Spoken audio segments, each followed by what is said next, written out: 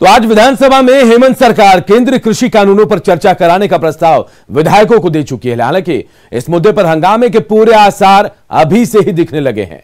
BJP नेता बाबूलाल मरांडी ने राज्य सरकार की इस कोशिश को गलत परिपाटी बताया। वहीं सत्ताधारी गठबंधन कृषि सुधार कानून पर चर्चा को सही मान रहा है।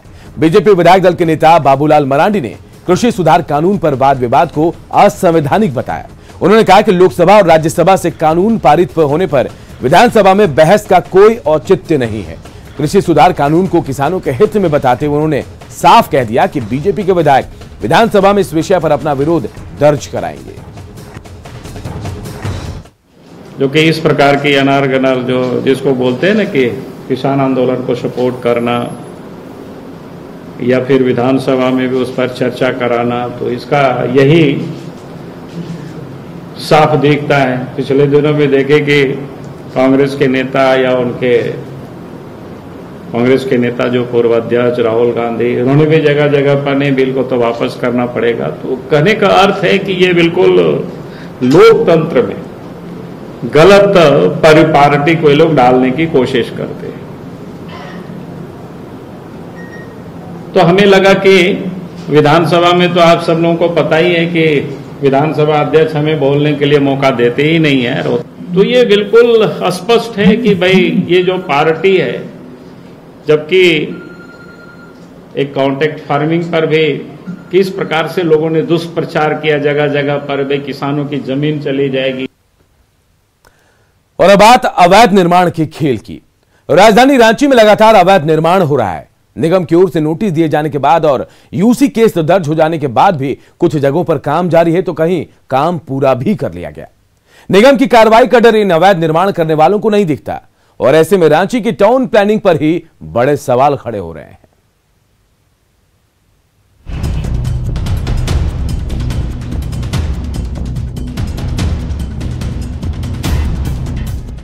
बढ़ती जनसंख्या के साथ ही रांची में कंक्रीट के जंगल भी बढ़ते जा रहे हैं और इसी की आड़ में जारी है अवैध निर्माण का खेल।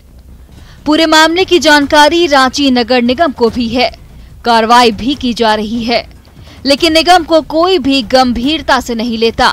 तभी तो पिछले 2 महीने में करीब 1000 अवैध निर्माण का खुलासा हुआ है। हालांकि नगर निगम आयुक्त पूरे मामले पर गंभीर नजर आ रहे हैं और बिल्डिंग बायलॉज के उल्लंघन पर नोटिस जारी करने और यूसी केस दर्ज किए जाने का दावा करते हैं। साथ ही साथ कई सारी ऐसी अवैध संरचनाएं जो है वाटर बॉडीज के ऊपर, सड़कों के ऊपर, नदियों के ऊपर, गैर मजरूआ जमीनों के ऊपर की जाती है। उसमें पब्लिक लैंड इंक्रोचमेंट एक्ट में जिला प्रशासन जो है उसमें सक्षम होता है, समाहर्ता और अंचलाधिकारी उसमें सक्षम है। हम लोग ऐसे मामले जो संज्ञान में आ रहे हैं उसके लिए हम लोग उनसे भी पत्राचार करेंगे और जो बिल्डिंग बायलॉज के तहत नगर निगम की जिम्मेदारी जहां तय होती है उसमें नगर निगम की पूरी टीम जो है इसको लेके काम करेगी और ऐसे भवनों को चिन्हित करके प्रक्रिया अपनाते हुए उसको जो है डिमोलिश करने का, सील करने का, बंद कराने का काम करेगी। रांची के अपर बाजार में कई ऐसे भवन हैं जो बिना नक्शे के ही बन रहे हैं। इनके खिलाफ केस भी दर्ज है, लेकिन निर्माण कार्य बदस्तूर जारी है। वहीं हरमू का भी यही हाल है। 2 मंजिला को 3 मंजिला और 3 मंजिला को 4 मंजिला बनाकर बेचा जा रहा है, लेकिन निगम मूक दर्शक बना हुआ है। बात सुखदेव नगर की करें तो यहाँ 10 फीट रोड पर ही निगम ने G+3 का नक्शा पास कर दिया है। वहीं बिल्डर ने इसे G+4 बना दिया। अगर इन इलाकों में कोई अनहोनी हो जाए तो फिर फायर ब्रिगेड के पहुंचने का भी रास्ता नहीं रहेगा। नगर आयुक्त के जब बात हुई हमारी तो उन्होंने कहा है कि मैं इसे देख रहा हूं और देखने के बाद नहीं होता तो मैं इस पर कानूनी कार्रवाई करवाऊंगा। कार्रवाई निगम की ओर से जहां तक मुझे जानकारी की हो रही है, यूसी केस हो चुकी है, इसका मतलब कार्रवाई चालू है और इसके बावजूद भी काम यहाँ पर नहीं रुक रहा है। यह दुर्भाग्य बात है। राजधानी किसी भी राज्य की शान होती है। यहाँ टाउन प्लानिंग बेहतरीन होनी चाहिए जिसमें रहने वाले लोगों को हर सुविधा मिल सके, लेकिन नियमों की अनदेखी कर बेतरतीब तरीके से बने इन भवनों से लोगों को रहने के लिए घर तो मिल जाएगा, लेकिन इसमें स्वच्छ और सुंदर रांची का सपना जरूर खो जाएगा। न्यूज़ 18 के लिए रांची से ओम प्रकाश की रिपोर्ट। और अब बात मिशन पानी की।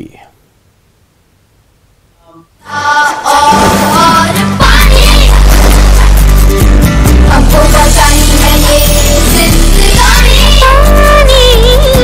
हमको बचानी है ये जिंदगानी। Water can be harvested. And the second thing is, I would urge everybody to make sure that in their spheres of influence, they talk about the importance of conserving water. Mission Pani is a mission that's important at the heart of everybody's day-to-day life. We need to actively work to conserve water, and one of the simplest ways of doing that, apart from small changes which we can bring about in our homes, in our bathrooms, in our kitchens, is water harvesting. We receive a lot of rainfall and across most parts of India, and that water could potentially be harvested to deal with a significant amount of water demands. In fact, there is data to suggest that a disproportionate amount of water just gets wasted because it's not adequately harvested during the rainy season. And water harvested during the rainy season has multiple uses. Secondly, one thing that I feel we should all start actively seeking out is how we can recycle water and reuse it. Perhaps not for consumption, obviously, but for other uses that are possible in our homes, in our offices, that recycled water can be put to use. So small practices at home, which we can all start with immediate effect. Harvesting water, which requires a bit of planning, but we must start talking about it, and recycling water. These three would be my pillars if I were to speak today on the occasion of World Water Day as somebody who's a big supporter of Mission Pani. Well, thank you so much, Gulpanak. Thank you very much for joining us. Thank you, Anand, for having me, and once again, congratulations and all the very best for this incredible work that you're doing with Mission Pani. Well, all the very best to you, Gul. Thank you very much, and wish you and the foundation that you are and the work that you've undertaken all the very best. Ground zero पर आप लोग काम कर रहे हैं, हम तो बस आपके बात को यहाँ दुनिया के सामने जग जाहिर कर रहे हैं और कह रहे हैं कि आप भी कुछ करिए। चलिए पंजाब से चलते हैं Jharkhand, where water.org or water.org and NGO Pradhan has created a very unique story. हम ले चलते हैं आपको कुल्ही गांव, जहां की औरतों ने अपनी पानी के संकट को लोन्स रेज करके और फिर उसके बाद वाटर स्टोरेज और पाइप्ड वाटर के जरिए अपनी दिक्कतों को खत्म किया है। आइए देखते हैं स्टोरी।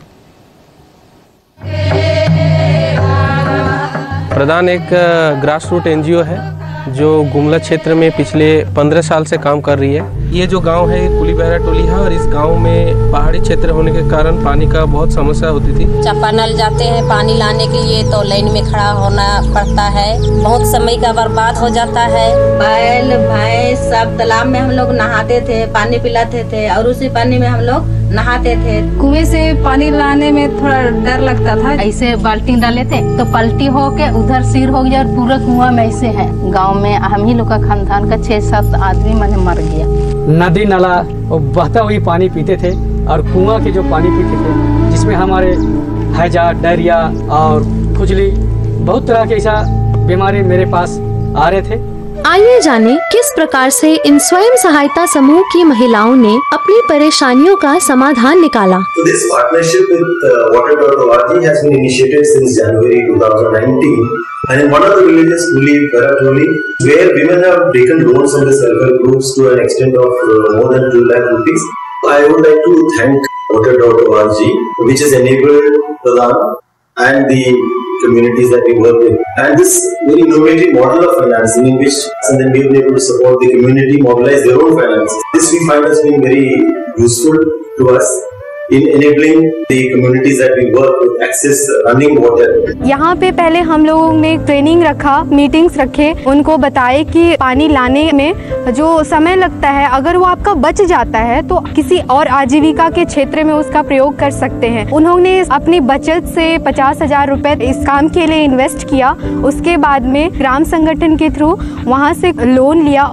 मैं आंगनबाड़ी चलाती हूँ। पानी आ जाने से 2-3 घंटा मेरा समय बच जाता है, जिससे मैं अपने बच्चों अच्छी तरह से पढ़ाती हूँ। पानी आया, आप शौचालय में दिक्कत नहीं है, बेटा बेटी सब बाहर शौच करने नहीं जाते हैं। जिन्होंने ये पानी का कनेक्शन लिया है ये रोज का 1-1 रुपए उसमें जमा करते हैं। अगर फ्यूचर में कभी ये खराब हो जाता है तो वो पैसा मेंटेनेंस के खर्च में इस्तेमाल करेंगे।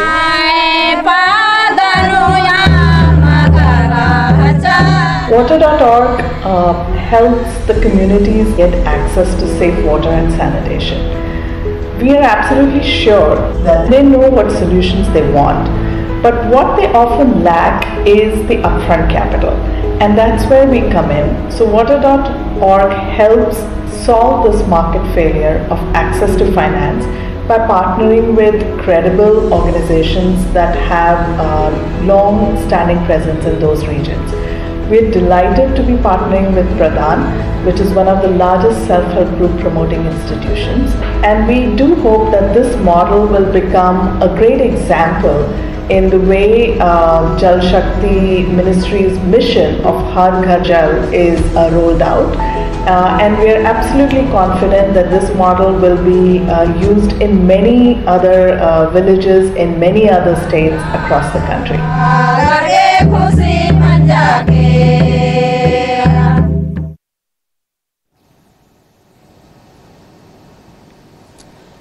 अब तक 31 लाख वॉश लोन्स डिसबर्स हुए हैं, comprising of 99% female borrowers who are at the base of the economic pyramid. Availing Wash Finance brought a sense of ownership among the family, resulting in increased usage and maintenance of the assets.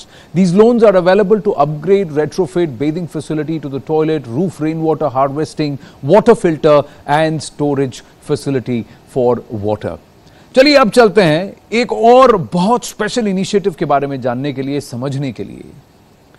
ineedsci.org, a Pune-based organization founded by Vedant Goel.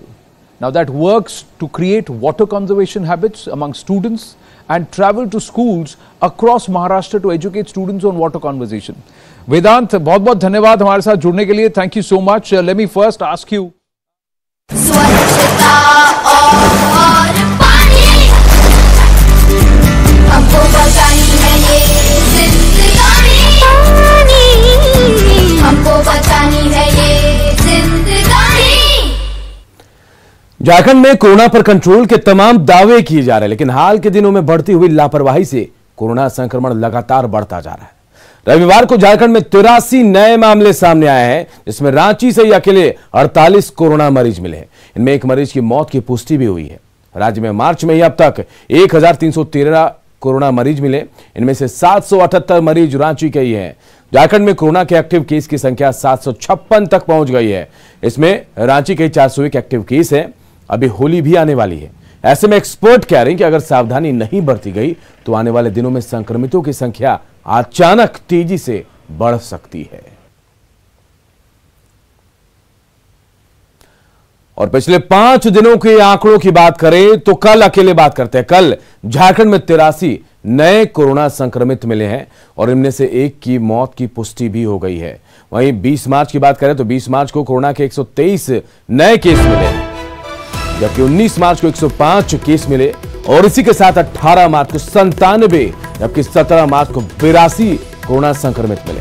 साफ है कि लगातार बढ़ती लापरवाही से corona का संक्रमण बढ़ता जा रहा है और ऐसे में जरूरत है सतर्क रहने की, मास्क पहनने की, कोरोना पर जारी नियमों का सही तरीके से पालन करने की, तभी हम सुरक्षित रह पाएंगे। पश्चिम बंगाल में चुनाव को लेकर झारखंड के सीमावर्ती इलाकों में भी चौकसी बढ़ाने के लिए रांची पुलिस मुख्यालय में अधिकारियों की एक अहम बैठक हुई। इसमें झारखंड से लगने वाले बंगाल के सभी जिलों के एसपी शामिल हुए। वीडियो कॉन्फ्रेंसिंग के माध्यम से इस बैठक में रांची, धनबाद, जामताड़ा, पाकुड़, साहिबगंज और सरायकेला के एसपी भी मौजूद थे।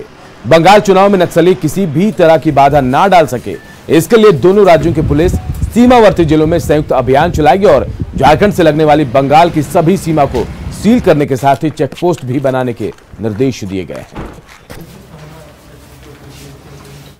में रांची जिला पड़ता है, जिसका काफ़ी लंबा बॉर्डर है बंगाल के साथ। तो अभी तक क्या किया गया है उसके संबंध में और आगे क्या करना है, उसी को लेकर एक समीक्षा थी। चेक पोस्ट वगैरह तो मतलब बनेंगे, बॉर्डर चेक पोस्ट, बॉर्डर को सील करना, बॉर्डर पे जो थाने हैं उनमें जो भी असामाजिक तत्व हैं उन पर कार्रवाई करना, उसी को लेकर एक बैठक थी। और एक जीनियस की पहचान छोटी उम्र से ही हो जाती है और वो अपना कमाल छोटी उम्र से ही दिखाना शुरू भी कर देते हैं। नेटवर्क 18 की खास पहल में ऐसे कुछ जीनियस से हम आपको रूबरू कराएंगे बायजूस यंग जीनियस में। पिछले हफ्ते आप मिले शुरू के हुनर वाली एंथिया से और एंटी बिल्डिंग स्क्वाड की सीईओ अनुष्का से। इनका उत्साह बढ़ाया वीरेंद्र सहवाग ने। आइए देखते हैं उसी की एक झलक। इस जादुई दुनिया में आपका होस्ट और साथी जो आपको मिलवाने वाला है ऐसी ही यंग जीनियस से जिसके वायलिन छूते ही माहौल मैजिकल हो जाता है। Welcome to Byju's young genius. आइए बैठिए। मुझे बताइए ये पूरा जो वायलिन के साथ आपका जो ये रिश्ता है ये कब से शुरू हुआ? When did it start? जब मैं 2 साल की थी मैं मम्मा को बहुत बार कहती थी कि मुझे वायलिन सीखना है, मुझे वायलिन सीखना है। और उस टाइम पे सब लोग बोलते थे कि मैं बहुत छोटी हूँ। फाइनली जब मैं 6 साल की थी तब मेरी मम्मा ने मुझे अपने सर प्रोफेसर विंस्टन कोलासो के पास भेजी और उसी टाइम से he is my teacher.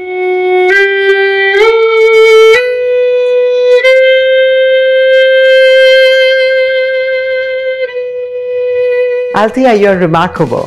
Your violin playing transported me to different countries and different times, and I hope you continue. There are few enough Western classical musicians that we have in India. अब वक्त हो गया है हमारी दूसरी genius को बुलाने का।